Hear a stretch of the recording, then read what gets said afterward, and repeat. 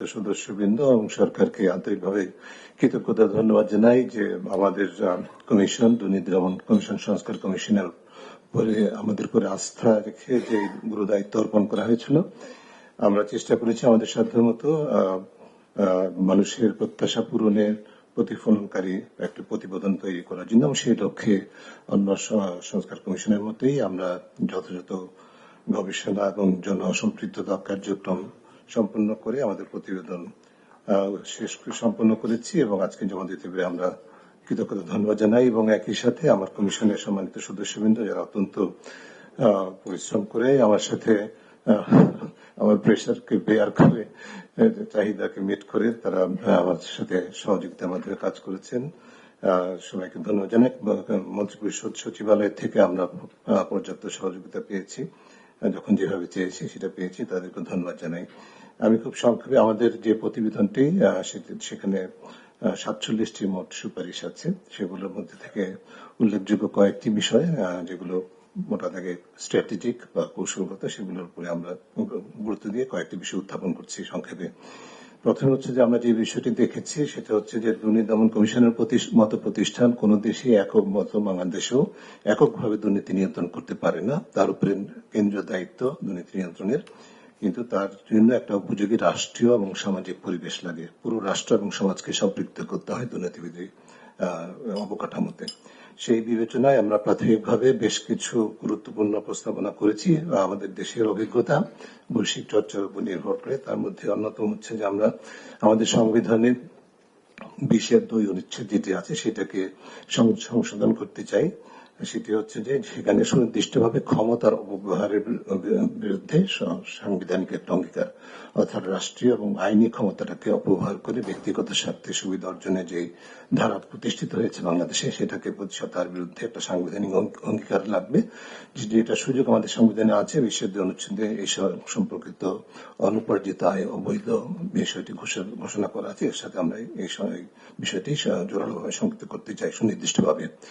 দ্বিতীয় যেটি সেটি হচ্ছে আমাদের বাংলাদেশে কোনো জাতীয় দুর্নীতি বিরোধী কৌশল নাই, কোনো নীতিমালা নাই। আমরা প্রস্তাব করছি, জোরালোভাবে সুপারিশ করছি যে একটি কৌশল প্রণয়ন করতে হবে যার মধ্যে এই যে রাষ্ট্রীয় এবং সামাজিক কাঠামোকে শুধু দুর্নীতি বিরোধী শুধু প্রত্যয় না, সক্ষমতা বৃদ্ধির জন্য যে অঙ্গীকারগুলো দরকার, দায়িত্ব এবং কর্তব্য সেটি নির্ধারণ করা, বিশেষ করে সকল রাষ্ট্রীয় এবং অরাষ্ট্রীয় প্রতিষ্ঠান এবং ক্ষেত্রে সেটির জন্য প্রযোজ্য হবে।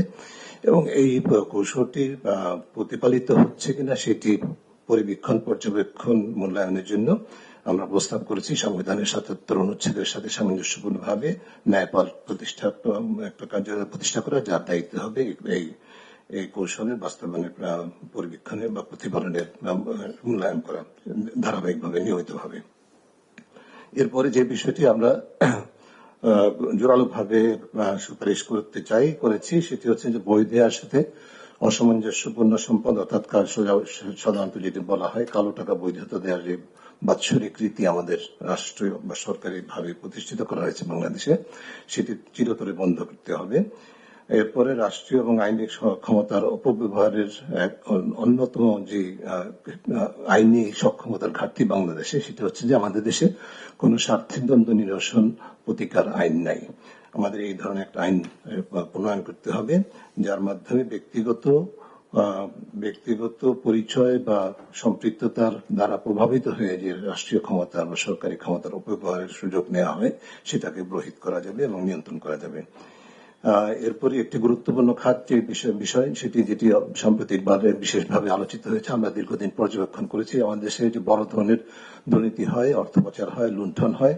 বিশেষ করে অর্থ পাচার, যে আলোচিত অর্থ পাচারের ঘটনাগুলো সেটি যে মাধ্যমে হয়েছে সেটা হচ্ছে যে বেনামী কোম্পানি বা প্রতিষ্ঠানের বেনামী মালিকানা। এই বিষয়টিকে প্রতিহত করার জন্য আমরা বিভিন্ন দেশের চর্চার সাথে সামঞ্জস্য রেখে আমাদের দেশে সকল প্রকার কোম্পানি, ট্রাস্ট এবং ফাউন্ডেশন বা এই জাতীয় প্রতিষ্ঠানের প্রকৃত মালিকানা, চূড়ান্ত মালিকানা তথ্য প্রকাশযোগ্য এবং একটি রেজিস্টার হবে, সেই রেজিস্টারে পাবলিকলি অ্যাক্সেসেবল হবে, এরকম একটি আইন এবং রেজিস্টার প্রণয়নের আমরা পরামর্শ সুপারিশ দিচ্ছি। আমার পার্শ্ববর্তী কমিশন, নির্বাচন কমিশনের যে প্রস্তাবনা, নির্বাচন সংস্কার কমিশনের প্রস্তাবনার সাথে সামঞ্জস্যপূর্ণ কিছুটা সাংবিধানিক সংস্কার কমিশনের সাথেও, সেটি হচ্ছে আমরা রাজনৈতিক এবং নির্বাচনী অর্থায়নে স্বচ্ছতা এবং জবাবদিহিতা নিশ্চিত করতে চাই এবং সেই লক্ষ্যে নিশ্চিত করা হোক, সেই লক্ষ্যে কতগুলো সুনির্দিষ্ট পরামর্শ আমরা উপস্থাপন করেছি। আমি বিস্তারিত যাচ্ছি না।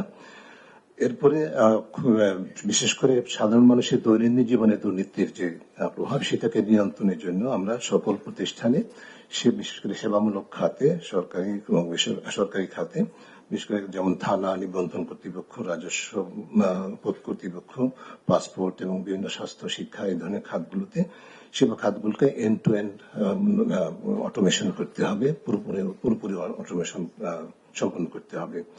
কিছু কিছু বিষয় আছে যার মধ্যে আমি বিস্তারিত না গিয়ে আরো কয়েকটি আন্তর্জাতিক উদ্যোগের সাথে আমাদের সম্পৃক্ততার বিষয় বলছি, যেমন common reporting standard, open government partnership, এবং বেসরকারি খাতে অবৈধ লেনদেন আইনিভাবে নিষিদ্ধ করার বিষয়টি বা অপরাধ হিসেবে চিহ্নিত করার বিষয়গুলি জাতিসংঘের আন্তর্জাতিক দুর্নীতি বিরোধী কনভেনশনের সাথে আমাদের সদস্য রাষ্ট্র হিসাবে আমাদের বাধ্যবাধকতা আছে সেগুলো। এরপরে খুব সংক্ষেপে দুদকের বিষয়ে সরাসরি যে বিষয়গুলো আমরা বলতে চাই, সেটা হচ্ছে দুদককে আমরা সাংবিধানিক স্বীকৃতি দিতে হবে। এটি সাংবিধানিক স্বীকৃতি পায়নি, এটা সংবিধিবদ্ধ প্রতিষ্ঠান হিসেবে আছে, যেটি আমরা মনে করি খুব গুরুত্বপূর্ণ একটি বিষয় বাদ পড়েছে, এটা করতে হবে। একজন নারী সদস্য সহ কমিশনের সদস্য সংখ্যা কমপক্ষে 5 জন, কমপক্ষে একজন নারী সহ মোট সদস্য 5 জন হতে হবে, যার মধ্যে বিভিন্ন সংশ্লিষ্ট পেশার বা প্রতিনিধিত্ব নিশ্চিত করার জন্য আমরা সেখানে আমাদের কমিশন নিয়োগের ক্ষেত্রে বেশ কিছু সুনির্দিষ্ট প্রক্রিয়া এবং পদ্ধতি এবং মানদণ্ড নির্ধারণ করেছি। এর পাশাপাশি কমিশনে যে আমরা একটা স্বাধীন নিরপেক্ষ কমিশন চাই, কিন্তু কোনো স্বাধীনতাই সীমাহীন নয়। এই কমিশনের স্বাধীন চর্চার পাশাপাশি জবাবদিহিতার বিষয়টা আমরা উপেক্ষিত ছিল। শুধুমাত্র রাষ্ট্রপতির কাছে একটা প্রতিবেদন দেওয়া হয়, যেটি যথেষ্ট নয়। আমরা জনগণের কাছে জবাবদিহির জন্য একটা প্রক্রিয়া পরামর্শ দিয়েছি। আমার সময় শেষ, নিতে বুঝতে পারছি। সেই প্রক্রিয়াটি সম্পর্কে আমরা সুনির্দিষ্ট পরিকল্পনা এবং যেটা স্ট্যান্ডার্ড অপারেটিং প্রসিডিওর, সেগুলো নির্ণয়ন সাপেক্ষে এটা নিশ্চিত করা হবে, সেই পরামর্শ দিয়েছি। আর একটি বিষয় বলে শেষ করব, দুদকের যে অকার্যকরতার পিছনে অন্যতম যে কারণগুলো ছিল, তার মধ্যে হচ্ছে দুদকের অভ্যন্তরে অনিয়ম দুর্নীতি আছে, অনাচার আছে। সেটি প্রতিষ্ঠা হচ্ছে বিভিন্ন কারণে, রাজনৈতিক প্রভাব, আমলাতান্ত্রিক প্রভাবের কারণে বিভিন্নভাবে, এবং পেশাগত বৈষম্য আছে দুদকে। এই বিষয়কে নিয়ন্ত্রণ করার জন্য আমরা সুনির্দিষ্ট বেশ কিছু পরিকল্পনা প্রস্তাবনা করেছি, যার মধ্যে অন্যতম হচ্ছে দুদকের যারা বর্তমান কর্মীদের মধ্যে যাদের বিরুদ্ধে দুর্নীতির অভিযোগ আছে, অনাচারের অভিযোগ আছে, তাদেরকে একটা বিশেষ উচ্চ ক্ষমতা সম্পন্ন টাস্কফোর্সের মাধ্যমে তাদেরকে অপসারণ করতে হবে, জবাবদিহির আওতায় আনতে হবে বিচারিক প্রক্রিয়ার মাধ্যমে। পাশাপাশি দুদকের আমরা এমন একটা প্রতিষ্ঠান চাই যার মধ্যে যারা কর্মী হিসাবে থাকবেন সকল পর্যায়ে, তাদের এক ধরনের সেন্স অফ ওনারশিপ থাকবে, প্রাইড থাকবে যে তারা রাষ্ট্রীয় গুরুত্বপূর্ণ একটা প্রতিষ্ঠানে কাজ করছে। সেই জন্য যেরকম প্রণোদনার দরকার, সেই জন্য আমরা বিভিন্ন সুনির্দিষ্ট প্রস্তাবনা করেছি, ইনক্লুডিং হায়ার স্কেল, মানে বেতন ভাতার যে স্কেলটা, সেটা সরকারি স্কেলের তুলনায় কমপক্ষে দ্বিগুণ প্রস্তাবনা করেছি আমরা।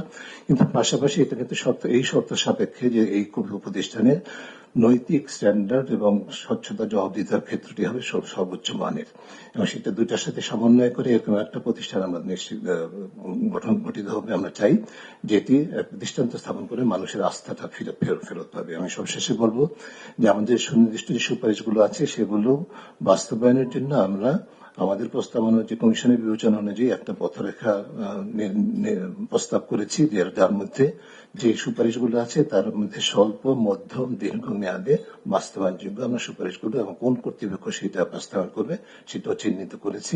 স্বল্প বলতে 6 মাসের মধ্যে, মধ্যম 18 মাস এবং দীর্ঘ মেয়াদ বলতে 48 মাসের মধ্যে আমাদের বিবেচনায় সমস্ত প্রস্তাবনাগুলি বাস্তবায়ন করা সম্ভব।